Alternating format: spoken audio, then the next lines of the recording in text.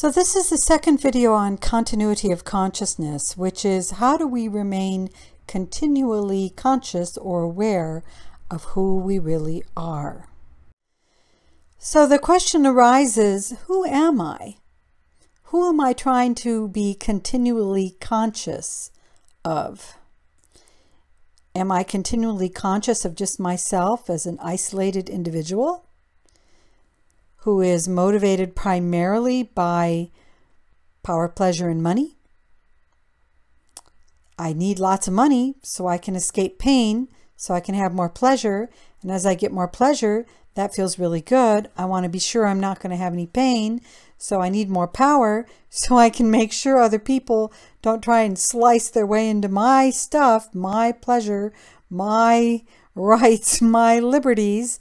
And so long as I stay the head honcho, I stay the one on top, I stay the one with the power, and you don't get in my way, it's all great. But if you do, then I either have to get away from you, get rid of you, I don't want to have to deal with you. And this is all a very materialistic view, and it's not too hard to see when we get saturated in this, or the overall environment that is saturated in this. Just take a moment and observe in a day the movies, the TV, the songs, the things for sale as you walk down a street. How much of it is about somebody having power over somebody? How much of it is about the allures of pleasure in different realms? How much of it is about getting money? And that will tell you how many of us believe that we are simply the personality, the local self. But sometimes things don't always go the way that we want them to, and we may be humble. And what we usually start out doing is pleading to the higher self, which appears to be separate from the lower self, the local self. We appeal to that higher self to help us, to get us back on track, to rid us of the pain that we're feeling, to bring back maybe more power or money or pleasure so that we can get back to, ironically in a way, the old self of the local self. So we placate to the higher self, not to shift our consciousness into realizing I am that higher self, I am that peaceful self, but rather as a way to get us back to our old ego habits in the local self. But when that consciousness shifts, we will start to realize, no, it's not a higher self. It's I am that self. I am that.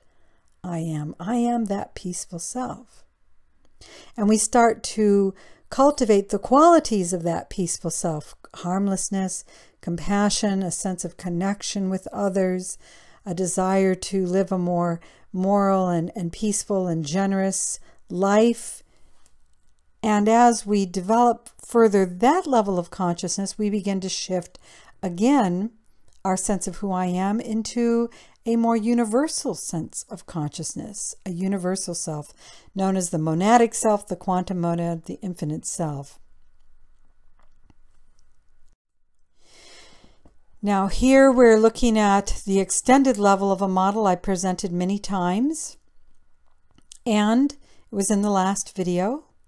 So what we want to look at now is the content of the consciousness of these different levels. What are we continually aware of? When we're aware of just the local self, we're going to be primarily absorbed with our physical needs, our physical environment, buying stuff to fill up our house with more furniture, buying more clothes to put on our bodies, making sure we've got a bigger, better house so we look more powerful than others, making sure that we have emotional pleasure primarily, though we'll swing from different emotions, from anger to happiness, to confusion, to jealousy, to sorrow. And what we have to do is learn how to master all these emotions. But as long as we're in the swing of these emotions, we're still within the local self. Same with the lower levels of the mind. So long as we're just thinking about the work that we have to do that day, or we're just processing a bunch of information from a class or the internet or Google, we're just having the chatter of the mind go on, which helps us to function in our everyday, but we're not getting beyond that. We're still pretty much focused in the local self. So where is your consciousness throughout the day? What are you primarily thinking about? What are you feeling? What is the relationship to your physical needs? If we are, without judgment, let's look at this. If we are primarily caught up in just everyday life and our high and low emotions and our physical realm and getting stuff, we are primarily in the local self, the personality, the ego, the sense of separation.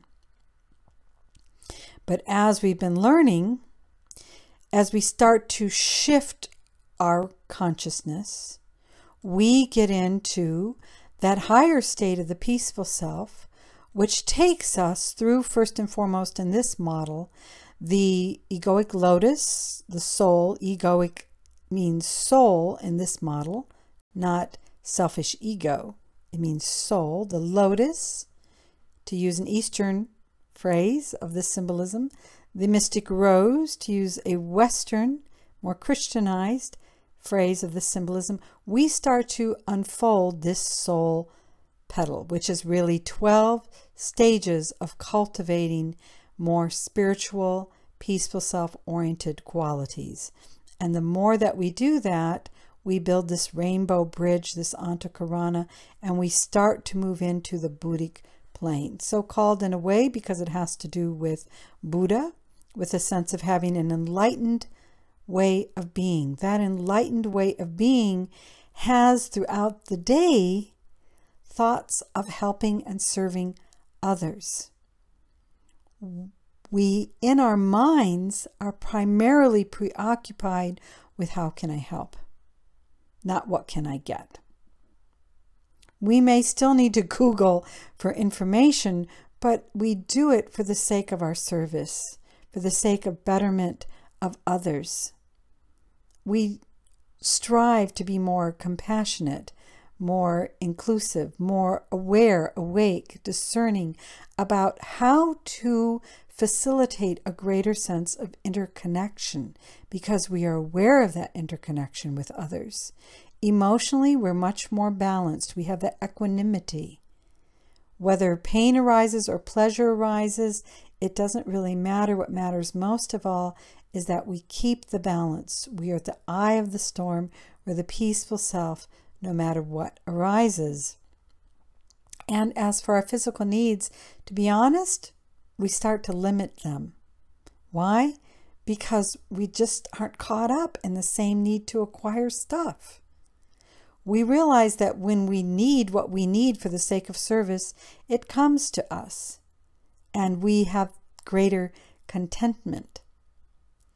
And so that is the level more of the peaceful self. It also includes the Atmic plane, which I don't comment on much in my video series, which is related to spiritual will.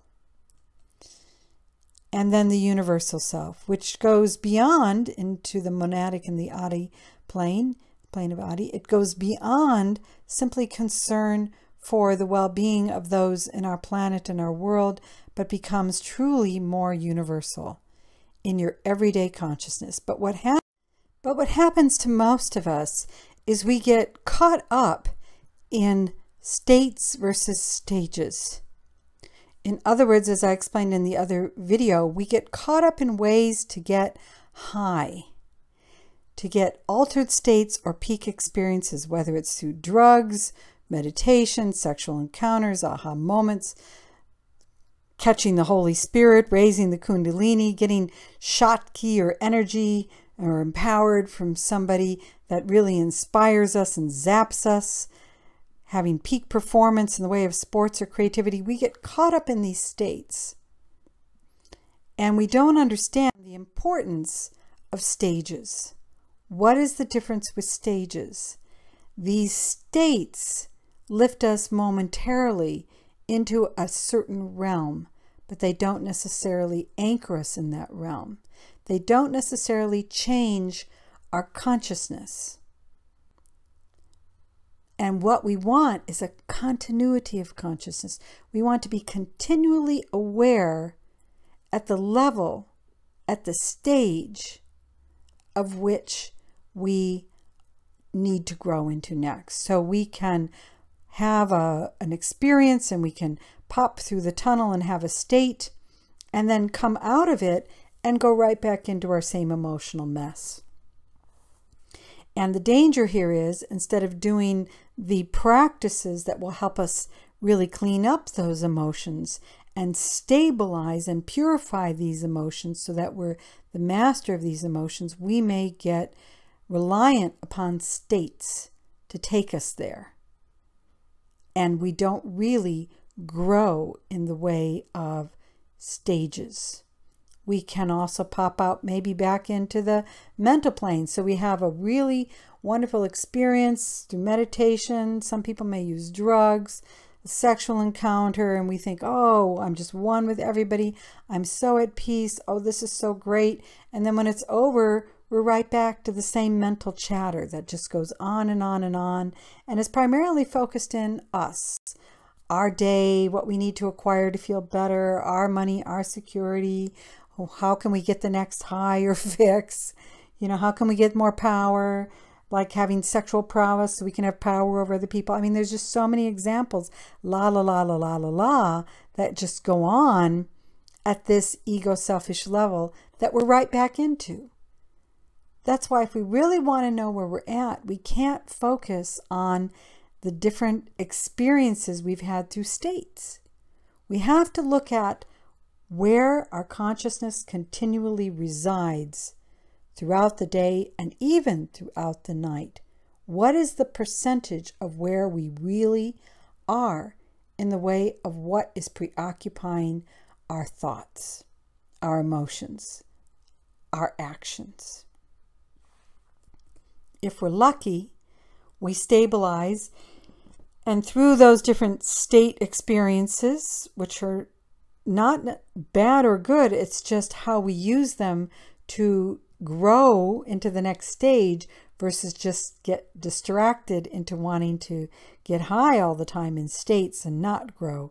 So we can perhaps come back out in that Buddhic plane level, which, as I mentioned before, we truly are stabilizing ourselves. We're growing up, we're maturing, and we're really training our consciousness throughout the day and even throughout the night to be oriented towards love, service, compassion, understanding, giving, selflessness, all of these qualities. And we have the Buddhic discernment and awareness to not just wish to serve, but to know how to serve. And that's a big distinction in the Buddhic plane as well. So if you've been following my videos, you've seen me mention these 5 types of brain waves before. And these are important now in regards to states, understanding states. The usual brainwave state is beta, our everyday waking consciousness. We're busily engaged in activities and conversation. But it says nothing about the stage when we're activating that beta. The stage is reflecting the consciousness, the preoccupation of the consciousness while we're busily engaged in activities and conversation. Is that consciousness primarily local self? I'm doing all these activities so I can get more money, pleasure, and power? Or is it more soul, non-local self, peaceful self, where I'm doing this as a way to serve and uplift and heal and help? You see the difference in conscious focus. And what we want to achieve in continuity of consciousness is we want the conscious focus to abide or remain primarily in the peaceful self. In my videos, I'm not going into the higher levels of the universal self at this time.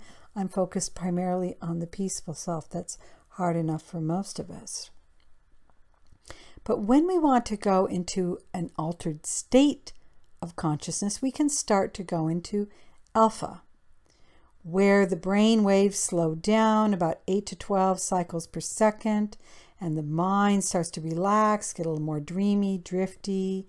Some meditation practices are focused here in the beginning stages of meditation, usually, and we start to feel kind of like in a good altered state. Alcohol can get you here, marijuana can get you here, but again, none of this says anything about the stage we're in. We can get a nice buzz through alcohol and go into an alpha state, or have a nice relaxing meditation in alpha state, and it doesn't necessarily change our consciousness when we come out of it. What we want to do is use states to help us stabilize at new stages of growth and development. Then there's theta, 4 to 7 cycles per second as we're drifting off into sleep or getting into deeper meditation, and delta, where we're actually asleep. Some say it's 3 to 5 cycles per second. Some say it's 0 to 3. And here's the trick. What usually happens is as we go into theta and delta, we become unconscious. The continuity of consciousness breaks. We go to sleep, we forget about our lives, we forget about ourselves, whether it's our individual local self or whether it's our peaceful self. We just forget about it for a while, go to sleep until we come back out and go through theta, alpha, back into beta. And at times, we can also go into gamma. Now, the state of gamma is a hyper-learning, super creative, in the zone state, which starts to access the whole of the brain. And as it does, we are developing a capacity for higher levels of continuity of consciousness, and also the higher stages, which can help us develop compassion and empathy. So it is possible to have continuity here, to be in an active beta state and have, while we're in it, remembrance of who we are as the peaceful self. To access a gamma state where we get really in the now, really in the present moment, and intuition is just really working and everything is really productive, and we're doing that primarily for the service of others. Or we can break the consciousness, and as we go beta, alpha, we have a nice little high, nice little trip, nice little state. Theta and delta, we forget who we are, and we're out of it again. So the trick is whether we are in a waking state, using various practices like meditation throughout the day to help us stabilize at the next level, possibly through states that effectively used help us stabilize at new stages of growth and development, or whether we are in a sleeping state. We want to 24/7 have an awareness as to who we really are, and to stabilize that awareness into the next stage so we can continually hold that level as much as possible at all times. That is the difference in regards to continuity of consciousness. First and foremost, we have to know who we are and what is the consciousness of that identity of who we are. And how do we stabilize ourselves so that we grow into that stage of consciousness? That's what continuity of consciousness is really all about. So how do we do that? How do we stabilize and get to continuity of consciousness at a new stage? One method is through the Yoga Sutras of Pantanjali, and I have a series of videos on that, including meditations. Another is through the Peaceful Self process that I offer. Or perhaps as you go through these videos, you recognize the similarities in your own tradition that you're practicing. Regardless of which way you are choosing to use, the following slides express a little bit about the Yoga Sutras of Pantanjali series that I offer, who I am, and how to reach me.